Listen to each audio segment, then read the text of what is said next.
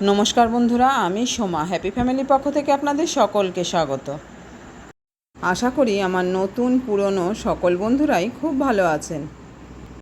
বন্ধুরা, আজ আমি যে রান্নাটি আপনাদের সঙ্গে শেয়ার করব সেটা হলো বোয়াল মাছের মাথা দিয়ে কাটা চচ্চড়ি।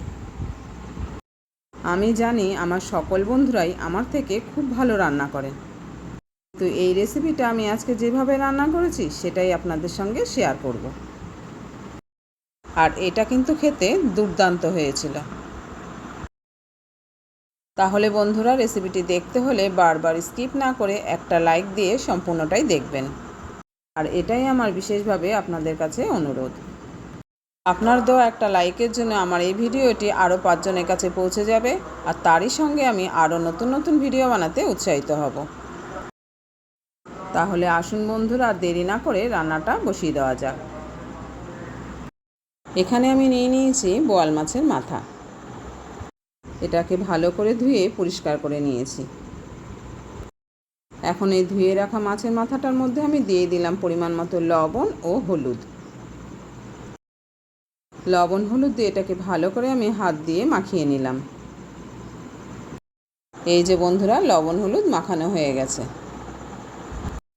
লবণ হলুদ মাখিয়ে আমি এটাকে 10 মিনিট রেস্টে রেখে দিলাম। 10 মিনিট পর আমি ওভেনে কড়াই বসিয়ে দিয়েছি। কড়াইটাকে ভালো করে গরম করে নিয়ে আমি দিয়ে দিলাম পরিমাণ মতো সর্ষের তেল। এখানে রান্নাটা আমি সর্ষের তেলেই করব। এখন তেলটাকে খুব ভালো করে গরম করে নিতে হবে। তেলটা আমার গরম হয়ে গেছে। এখন আমি মাছের মাথাগুলোকে এর মধ্যে দিয়ে ভেজে নেব। এই যে বন্ধুরা, এখান থেকে কয়েক টুকরো মাছের মাথা নিয়ে আমি গরম তেলের মধ্যে দিয়ে দিলাম। সবগুলোকে একবারে ভাজা যাবে না, আমার এখানে দুবার করে ভাজতে হবে। এখন আমি এই মাছের মাথাগুলোকে খুব ভালো করে ভেজে নেব। একটু সময় নিয়ে মাছের মাথাগুলোকে আমি উল্টে পাল্টে ভালো করে ভেজে নিলাম। এখন আমার এইগুলো ভাজা হয়ে গেছে। এগুলোকে আমি এখন অন্য একটা পাত্রে তুলে নিলাম। আবারও আমি বাকি মাছের মাথাগুলোকে কড়াইয়ের মধ্যে দিয়ে দিলাম। তার আগে কড়াইতে তেলের পরিমাণ কম থাকায় আমি একটু তেল দিয়ে নিলাম।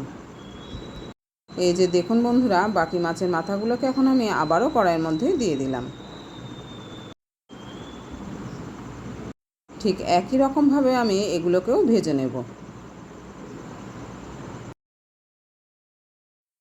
আমার এগুলোও ভালোভাবে ভাজা হয়ে গেছে। এখন আমি এগুলোকেও এবার তুলে নিলাম।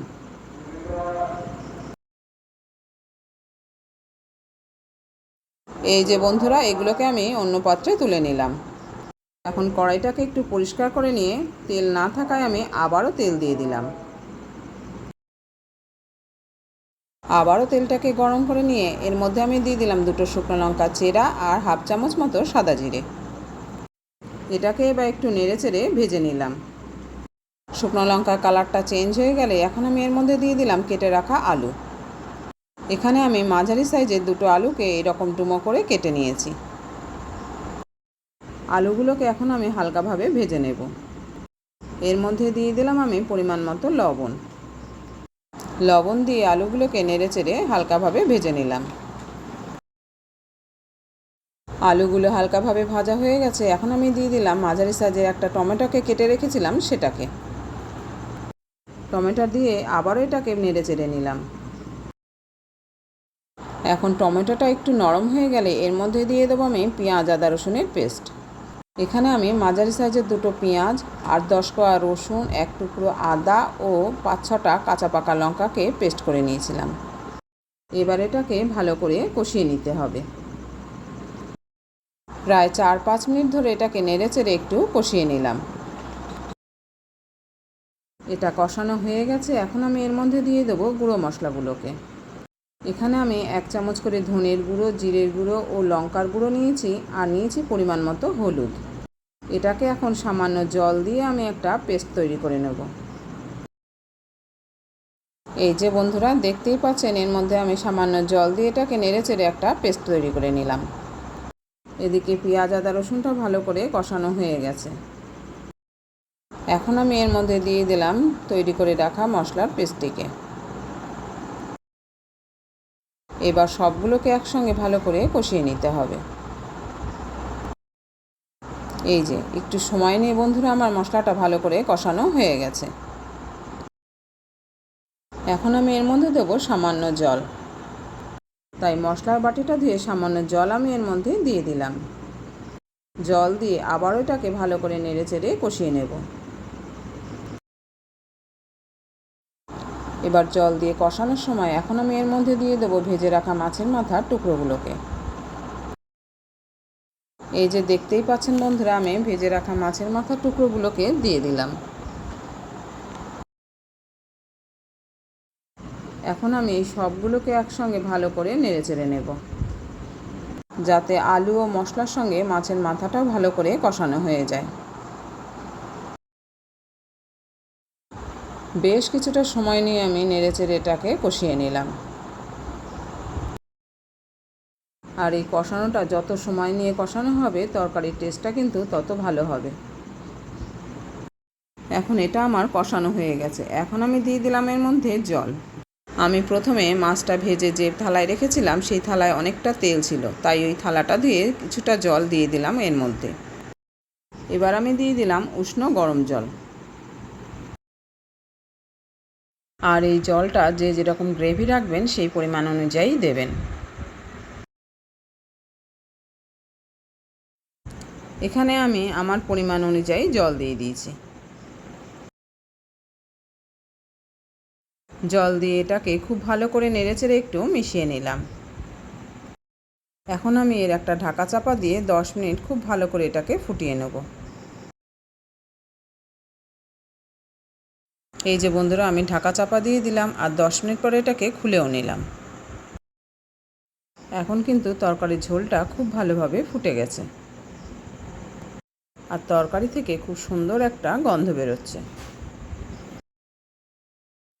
এবার আমি তরকারির লবণটাকে টেস্ট করে নিলাম। তরকারিতে লবণের পরিমাণ কম থাকা আমি আবার একটু লবণ দিয়ে দিলাম। পরিমাণ মতো আবার লবণ দিয়ে এটাকে আবার ভালো করে নেড়েচেড়ে মিশিয়ে নিলাম। রান্নাটা কিন্তু এখনও আমার পুরোপুরিভাবে হয়নি, এখনও একটু বাকি আছে।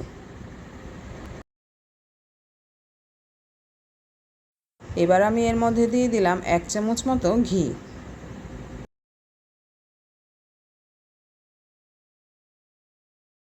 আর ঘি দিলে গরম মশলা তো দিতেই হবে, তাই ঘিয়ের সাথে সাথে 1 চামচ আমি গরম মশলার গুঁড়ো দিয়ে দিলাম। এবার ঘি আর গরম মশলা দিয়ে ভালো করে নেড়েচেড়ে মিশিয়ে নিলাম।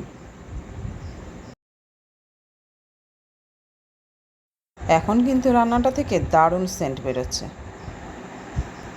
ঘি আর গরম মশলা দেওয়ার পর 2 মিনিট ভালো করে ফুটিয়ে নিলাম। এরপর গ্যাস ওভেনটাকে আমি অফ করে দিলাম।